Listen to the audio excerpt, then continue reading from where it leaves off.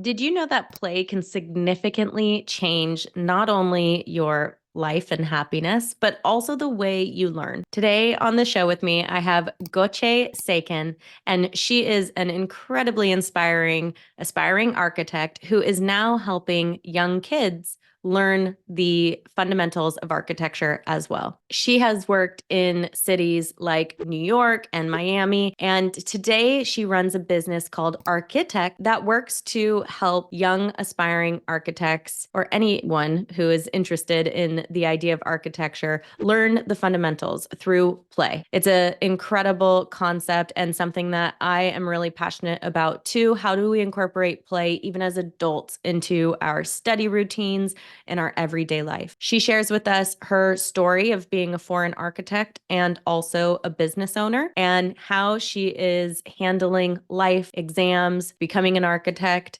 running a business, being a mother, all that good stuff. So please enjoy and welcome Gokce.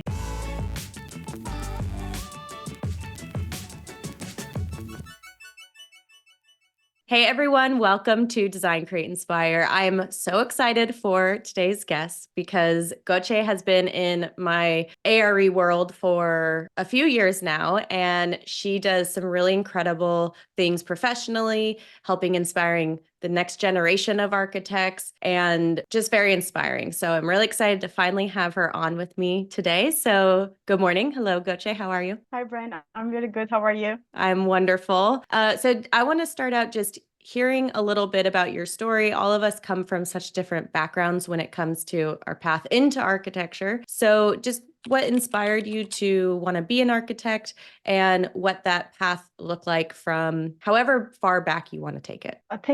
Thanks for your invitation. By the way, I'm super excited. This is something first for me, and I'm like shaking. But what inspired me, like when I was 8 years old, I actually watched someone like building a little house, and it's really inspired me a lot. And I was always like hands-on, like a kid, just like building stuff. To be honest, I decided to be an architect when I was just 6 years old, 7 years old. I really remember it was really like back then.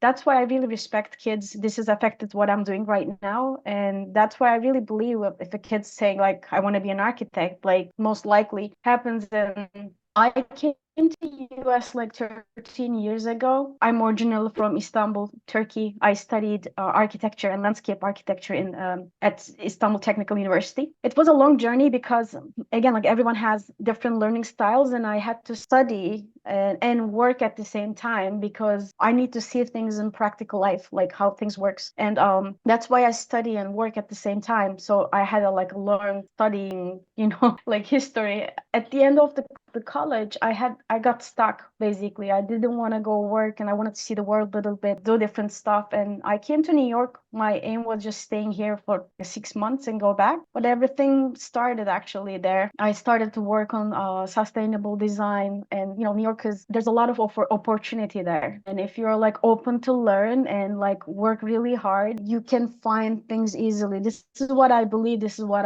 my experience is so far. I love that. I'm actually reading a book right now that talks a lot about discipline and the fact that genius or big goals and big achievements aren't necessarily just innate. It's not necessarily just something you're born with, but something that anyone can do through discipline or character. And I see that a lot in architecture. It's not necessarily that you're born as a prodigy architect, it's that you have the discipline and the character to stick with it and hit goals and pick yourself up when things aren't going that great, and all those sort of little nuances. And you as a teacher, especially with kids, are able to help build those characters that then can help them be amazing architects. I think that's amazing. And then something you said that I never really put this together, but I really resonate with this, is that you learn well through that practical experience. And so you did that alongside school. I did the same. I was working while I was going to school, and I never really thought of it as the way to help me learn better and retain the information. But it's true that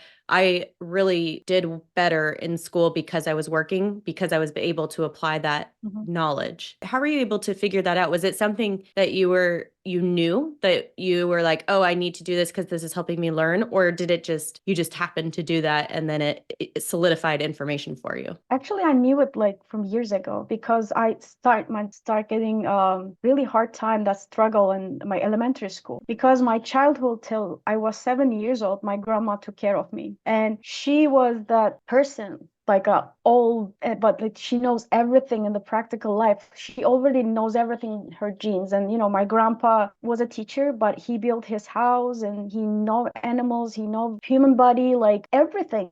They had all these information. They were like books. And my grandma was like that too, but she couldn't even read and write. But I learned shape from the rocks that we found in the garden, where I learned colors from the vegetables, right? The pepper turns into green, red, all that stuff. And we had chickens, and in the morning I was go get the chicken. So she was sewing and teach me how to sew, how to cook. After that 7 years, when I started elementary school, when teacher drew like a square in a blackboard, I was like, what is this? Or like 2 + 2 is 4. I'm like, what am I going to do with this? So Yeah.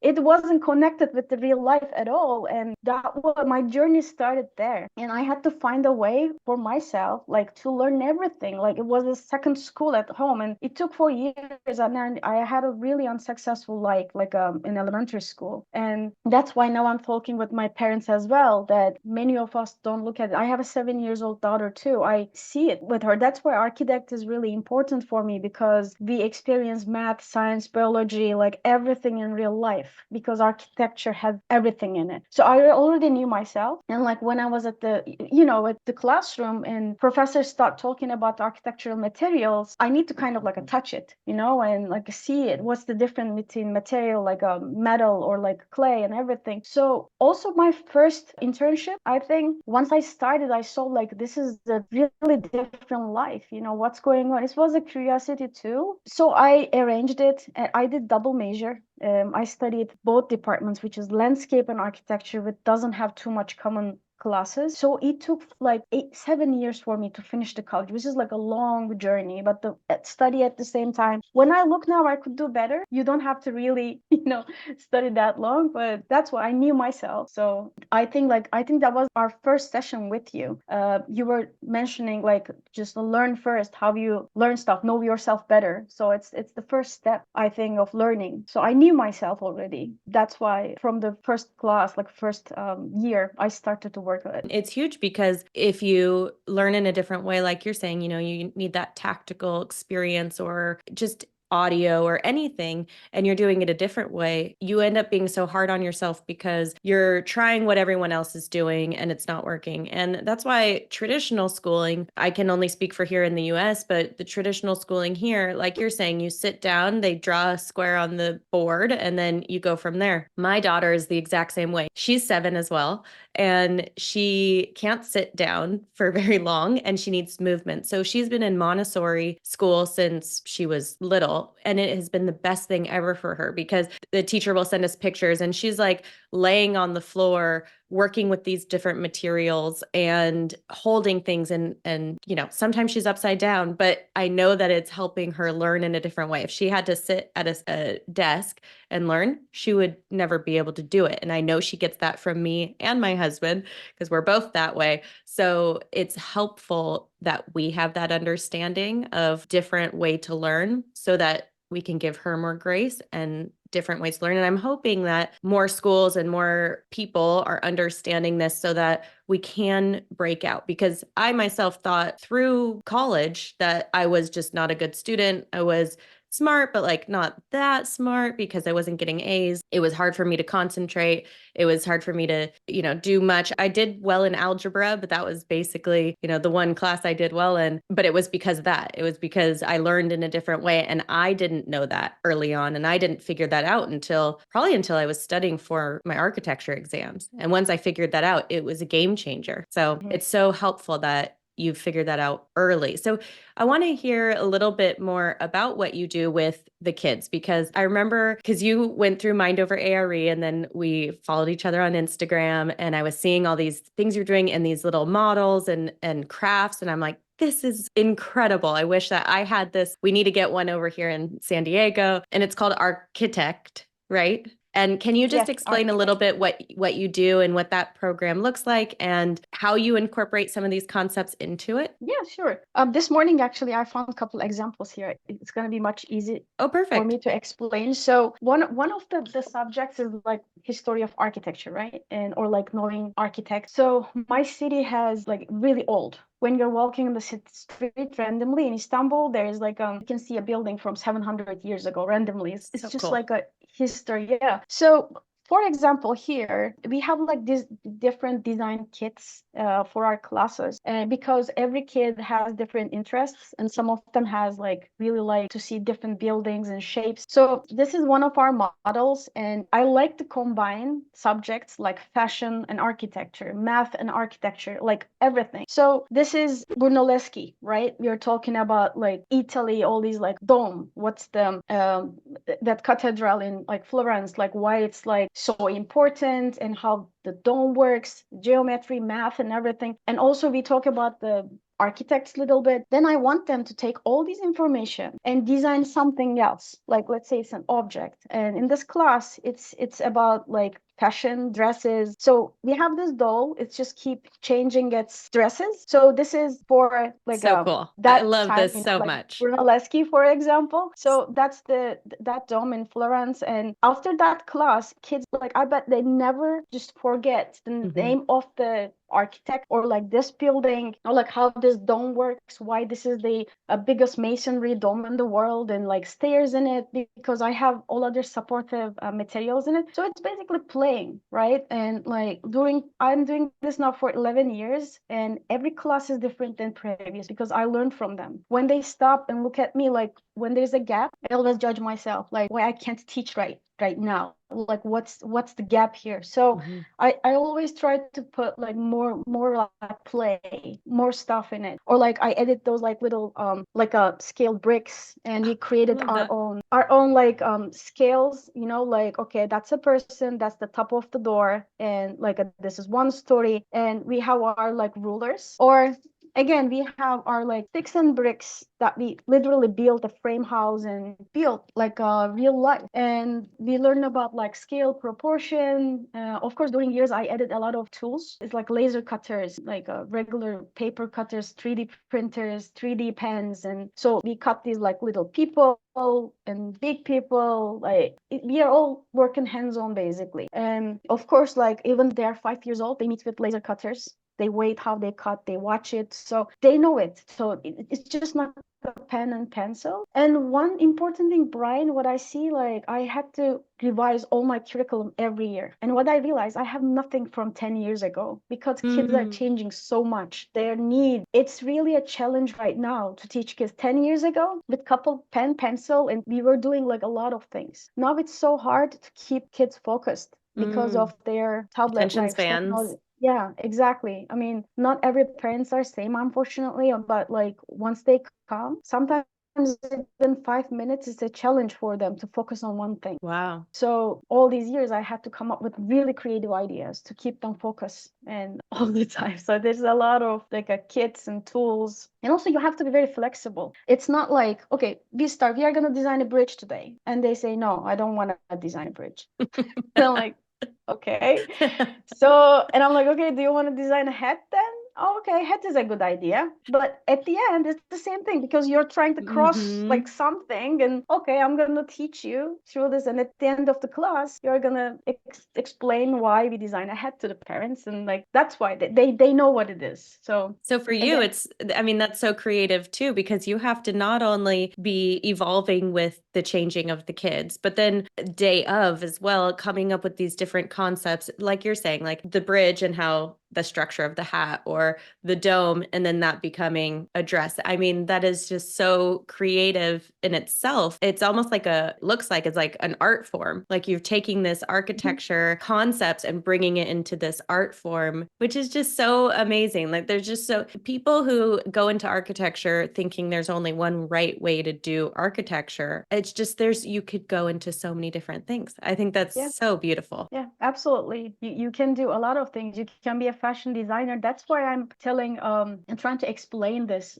I'm not teaching architecture. We are experiencing a lot of things together, because my biggest purpose is to support kids at school. It's their practical life. I met with a lot of homeschool moms during these years, and I learned a lot from them, creating those custom curriculums for the kids. That's why I really want to support the kids who has in this public school system right now, because there's like 30 kids at the same classroom, as you said, in their desk, and there's only one teacher explaining in one way. And I experienced this from my daughter. I play at home. Now they are learning measuring in conversations, like it's inches to the centimeters. It's already very complicated concept. Mm-hmm. But if you measure their height and try to see how many inches in your height and how many centimeters in your height, it's very real information, right? It's from the real life. Yes. It's not in workbooks anymore. So that's why my biggest purpose is like I'm trying to show this to parents as well. Like maybe if I was a doctor, I would do this through that way. Like it's just trying to show real life information and practice everything to kids. But architecture is the perfect way to do it. Mm-hmm. So even after we study architecture, you have tons of chances, right? During my internship, I worked in archaeological diggings. Oh, cool. Again, it was like a site from 3,000 years ago. Right? We were digging stuff. Like I went there for survey, but think about it, it's a very different thing. And next year I went to very historical area. I worked on like stone houses only. The next year I worked in a furniture store. The really high-end furniture comes from Italy, and I learned something different. You have to learn and know a lot if you're an architect, but I think you need to specialize in something as well. Like it's to a point it's really hard. You know this from the exams as well. It's so hard to know everything. Mm-hmm. Like that's why exams are so hard, Yeah. There's a lot of different things to learn. Exactly. No one's going to know all of the information. That's why people who go into the exams thinking they can just use their real world experience, it's nearly impossible to have all of that knowledge in real world experience. It's tough. So a couple questions. One is roughly what age groups do you do? And then the second one is,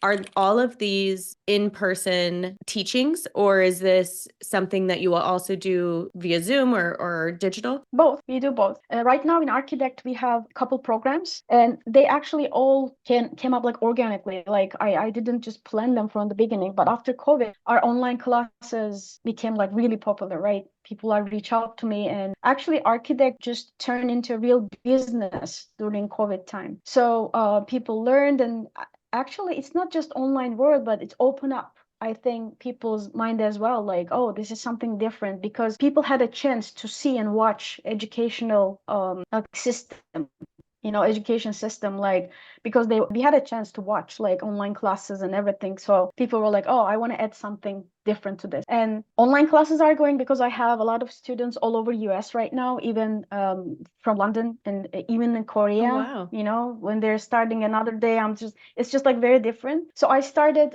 some teacher training programs, because I was in New York and I moved down to Miami 2 years ago. That's why I used to teach there at the public schools, after school programs. Once I moved down here, they had those openings, and I said, like, what if I train your teachers, then you teach it, so we can reach out more kids. So it became actually a really good thing. And I reach out many schools like this. I train the teachers, and I send my design packages and provide them all these like design kits. And then I explain basically. Sometimes now they're turning into a little video instructions, try to make it more like a little packages actually. So this is another thing, consultation to schools. And I have online in-person classes, sorry, online private classes. And also like here in Miami studio, we have in-person classes as well. That is so perfect. I was going to say that it would be awesome if there were packages that you could purchase that came with it. And I even think it's called KiwiCo or something, that Yes.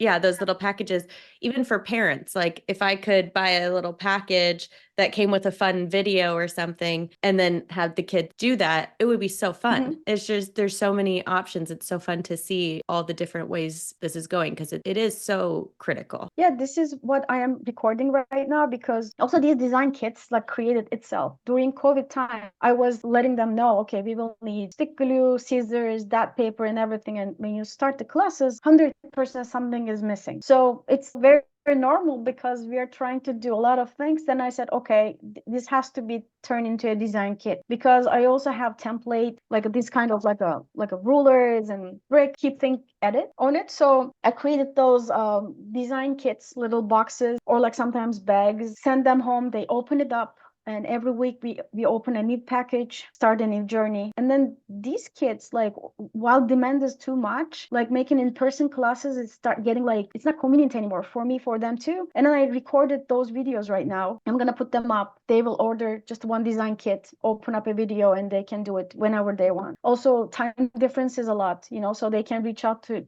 from Europe and wherever they want and whenever they have time. Mhm. And yeah, I love that. this That's will be so on the fun. website as well soon. Good. Well, I'll link all that stuff too below so Mhm. that if anyone is even local in Miami or anywhere wants to check it out, definitely check it out. Yeah. That's so exciting. So, are you also working in an architecture firm or is this your primary job now? Yes, my last job was I was a contractor, like a consultant at Amazon, and I worked there, like a warehouses. It was a really different experience for me. It's not like residential; they have their own system. I work with really awesome people.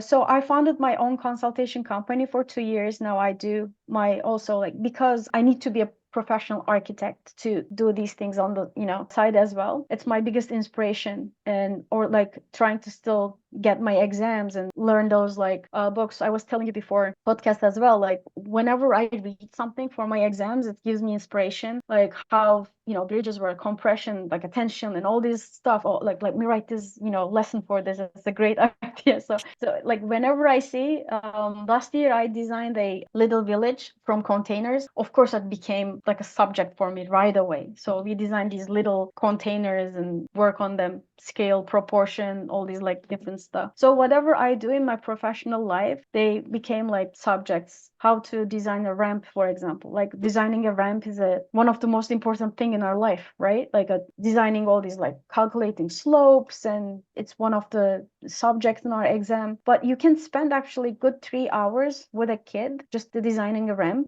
and Mhm. they can learn a lot from that, and I can learn a lot from that too, like lending to design a code compliant ramp. It's a one subject for my classes. We are basically designing a code compliant ramp, so I never like forget information that way too. That's why Yeah. I love your book, like latest one. You I love it so much. Thank you. Yeah, well, and that was the whole point behind it too, is how can we take complex concepts? It's like dissecting them into what the root is. How can we take this and remember it, but in a very simplistic way and through play? And that's what you've done, is taken this idea of play, because when our brain is happy and it doesn't feel like we're working or overworking, we're Mhm. able to actually retain that information easier, which is so great. And it's Absolutely. for you going through your exams and then being able to use that as content for your programs. It probably makes the process a little bit longer, but it's better because one, you're retaining it more because you're putting together those tactical ways of learning it. Plus, now it's your business. So it's increasing and making your business even more beneficial. Love Yeah, it. absolutely. Absolutely. Awesome. So where is your next path? So you're working on your exams. Are you still working towards them, or are they on hold right now? Yes, I do. I just take my time with it. I know this is one of our, I don't have time for this, but like, I know myself, I need some time to digest all the information and everything. Of course I do. And as a foreign architect, we have a path to just to pass before with our internship and everything. And I finished everything in New York with that. I had like now 10 years good experience. In Miami here, things are really different. And in New York, for example, we file only one department, New York building department, and they're responsible for everything. And here, every city has their own rules. So it took a little bit time for me to adjust to that system. And we have a lot of like little projects that I'm taking care of right now. Also, I like to be on like short-term projects and learn more stuff. Now, again, like I think it's a really important thing. I'm telling my college kids too, because I have a couple students that I worked with 6 years, and now they're in college Oh, wow. and studying architecture. And I'm telling them, listen, like if you go to your first internship and if you're unhappy for anything, don't tell that what did I do, because you may find your like dream job maybe on like a 10th try. You never know, because there's a lot of options in architecture, and you have to try to find your just like a spot, like where you are going to be really happy. So this is for me, like I don't like working one project for like years and years. I work for park departments in New York. It's a public project, and you take one project and spend like 4 years on it, but you have like a bunch of things together at the same time. So it's a different world. But right now, I really like enjoying having like 6 sites at the same time. One restaurant, one, apartment alteration, or like cafe, and then go learn all these different things and come teach their kid, like play with them. This whole thing is my job, because I think first goal was like, how am I going to be happy in this life with the job? So I was so afraid of like working and being unhappy. That was my first thing. How am I going to enjoy and make money and have fun in this life? And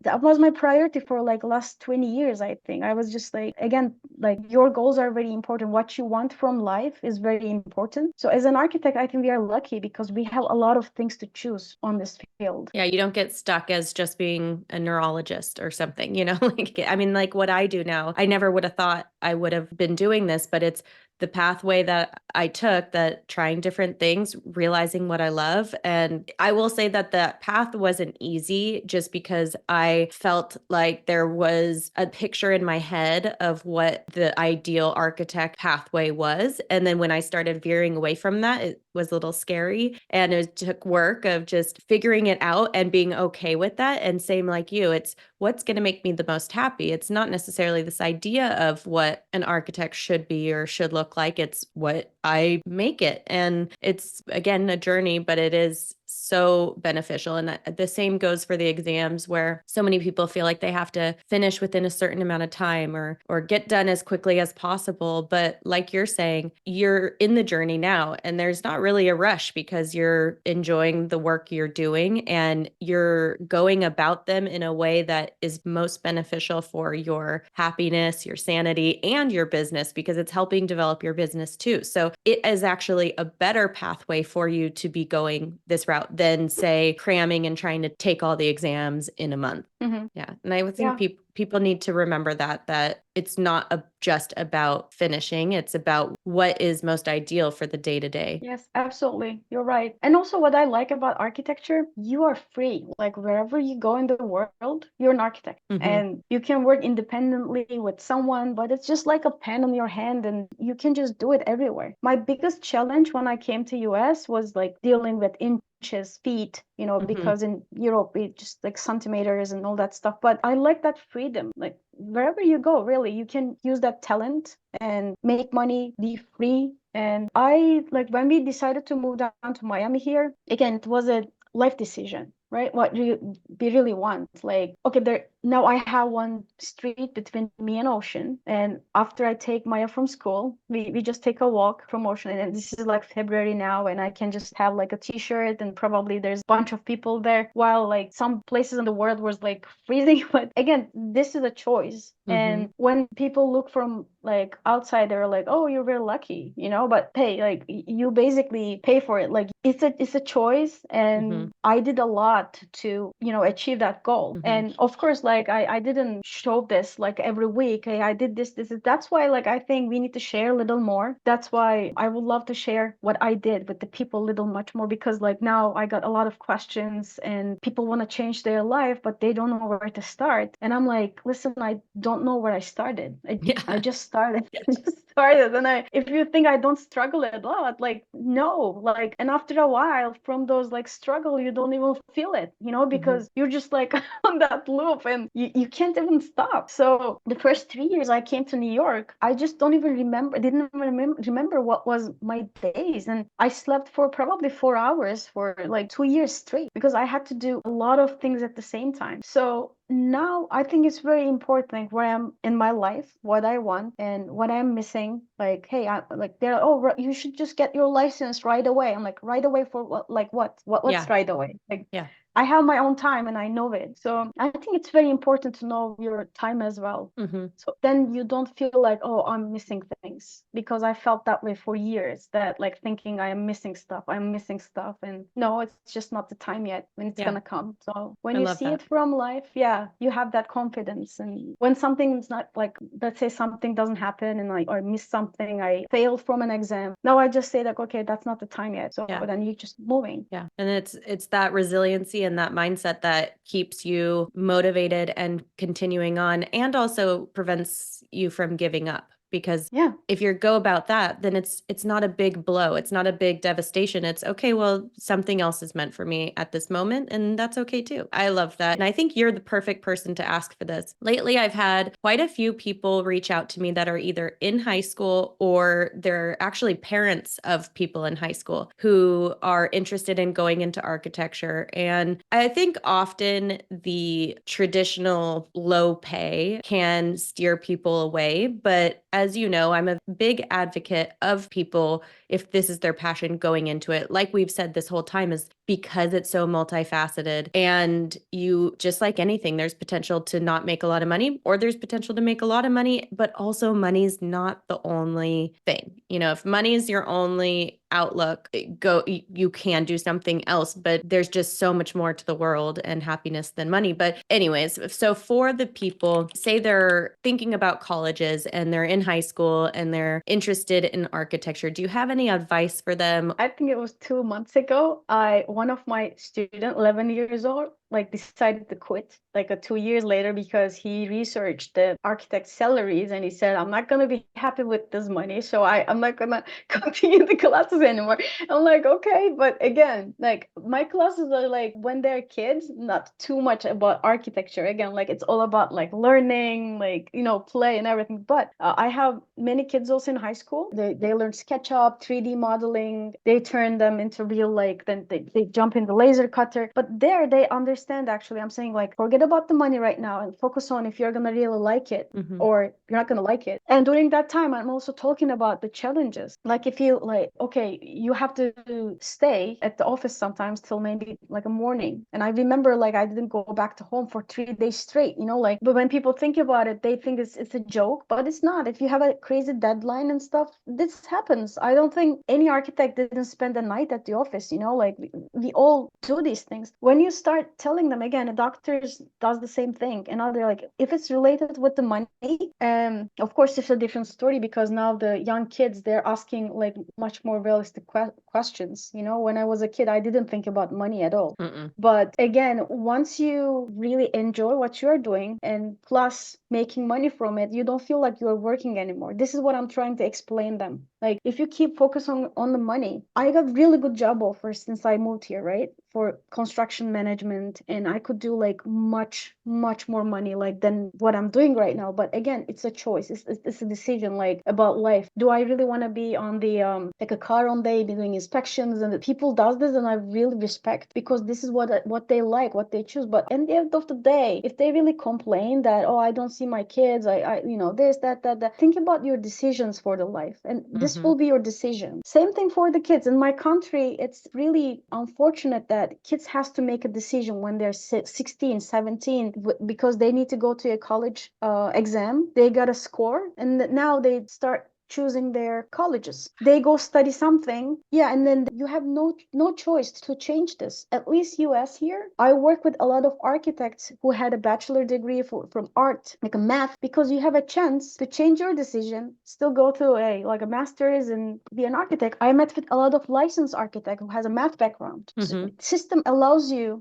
to change your path. Like it's really important. That's why I always trying to tell them, like, you can just pick that one, like, but what you said in the beginning, being consistent, like sometimes just focusing on something, just achieving one goal is really important, instead of keep changing keep looking, because I think when you achieve one thing, you know yourself much better. I think I'm not gonna say anybody don't focus on the money. It's really important. I'm not gonna skip that part, but I think focus on like what you really enjoy to do. It's the first part for me still. Yeah, and also you never know, like we've talked about, you could go into so many different aspects that aren't in a traditional salary calculator, like even Mhm. what I'm doing now, it actually wasn't even in existence back when I was in high school. So, Yeah, right. like it just wasn't even a thing. So you just never know what it's going to go into. So passion comes first and what you're interested in comes first, because then it can evolve into something else. If it's say being a neurosurgeon because of the money, well, then you're actually physically going in somewhere performing surgery, where I never go into an office. I can work all over the world, but because I have flexibility. So you have to determine what your passion is. But I will say too, you might not know your passion in high school.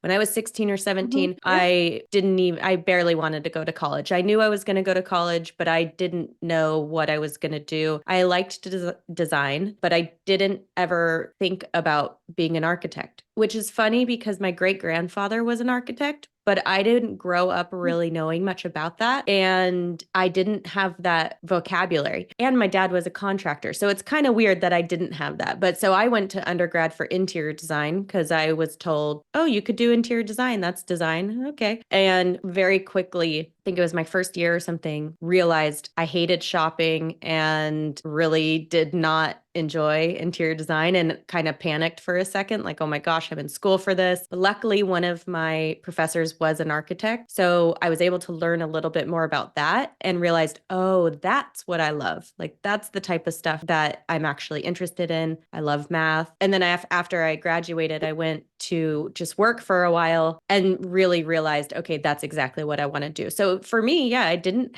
I really didn't know until I was in my 20s of what I was going to do. And now I am a licensed architect, but I'm glad that I didn't have to make that decision when I was even 18, because I really didn't have any idea. So there's possibility, even if I had someone who was 13 recently reach out feeling like she was already behind. I'm like, girl, I was going to the beach when I was 13. I was not thinking about being behind or thinking of what I Yeah. needed to do for college. So yeah. Because there's like a huge competition now. They feel that way. I always trying to explain Maya, my daughter, like, okay, there's nothing wrong just reading things 10 times, then learn it. Like, because everybody learns differently and we have the speed is different. I was saying like, listen, I was that way too. I had to read things like many times, couple times, and there's nothing wrong with this. But once you learn, that's fine. It's just like, when they're young as kids, they believe something and it's just too hard to just change it sometimes. And I'm just trying to tell like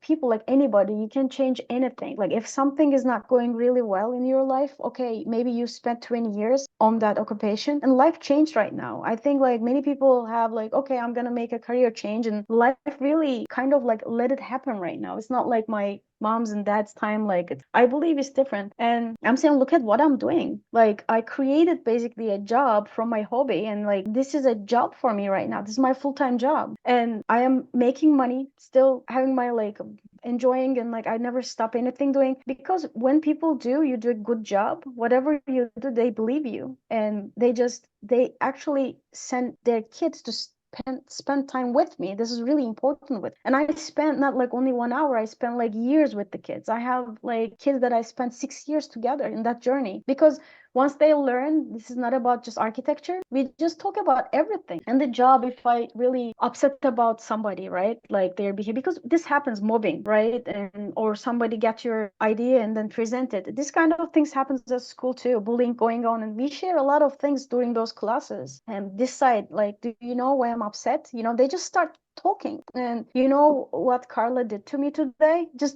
It turned into another session than architecture. And I'm like, you know what? That's it. And then you just keep talking. So yes, and I still believe that you don't have to really continue doing things just to finish it. If you don't feel you belong to that, it can be changed. Yeah. And I believe that I did it, and that's why it can be happen. Yeah, I think it's about play. I think that's what both of us have incorporated into our journey, is bringing back play. And especially for young aspiring architects, incorporate play into it. And if it's fun and it's something you enjoy, then that's what matters. And for people taking the exams or people who are early in the career trying to figure it out, play. So what that could look like is if you hate your job right now, play with, I don't know, an internship. I know that that's like has the time for that, or not even an internship, but maybe a committee or a volunteer thing. Like use that as an opportunity just to explore and play and bring back some sort of fun, because the idea that we just have to be miserable and work all day and then go to sleep is not the way to live life. Yeah, absolutely. It's again, I'm always saying, like, okay, I don't like math. Why? Because I never liked my math teacher.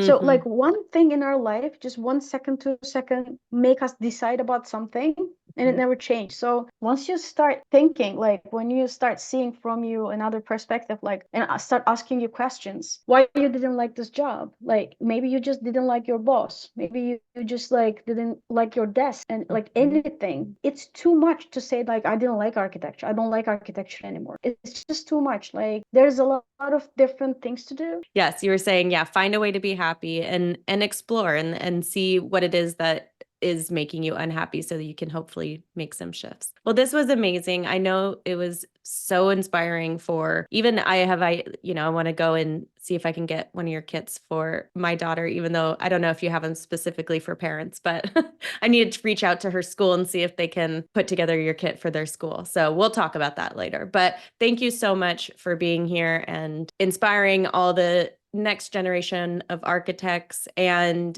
I will leave your information in the link below so that if anyone wants to reach out, or maybe someone is in high school or wanting to go into architecture, they could reach out to you. So where's the best place for someone like that to reach you? Is it your website or Instagram? Or? Our websites, they can just call us, right, directly, or send an email from info@architect.com. Okay, They can, yeah, do that too. Also, I want to add just one little thing. We please. talk about like being happy a lot, and this is again one thing I keep saying my daughter as well. This is not life. You can't be happy all the time. Sometimes Yeah. you have to just do things like our exams. They're so hard, and when you're working, like if you have to do something, you're just gonna do it. People are like, especially the kids, high school kids, they keep asking, how am I gonna be like happy with my job? And like I think they should also know that like there's gonna be days that you don't feel happy about your job. Like this is the reality. I think because of the parents or like us, we are doing something wrong, try to make them believe they should be happy all the time. So this is another time, like this one reality about my life, getting ready for my license exams. Like it doesn't matter if I don't feel happy when I'm working, studying. This is something I should do. So Yeah, no, but it's thank such you a very good much. point.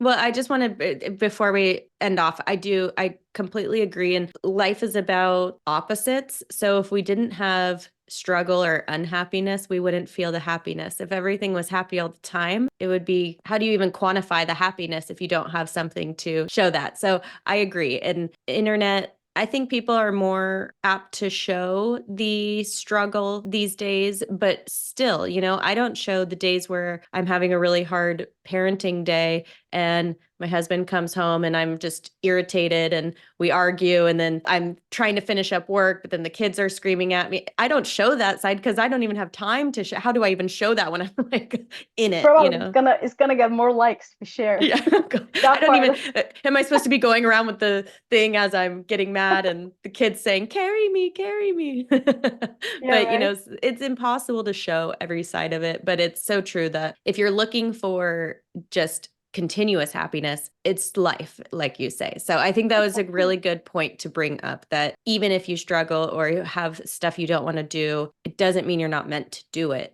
It just is part of life. Yeah, especially if you run your own business, you don't have time to just sit down and like be like, you just keep going. Yeah. That's another.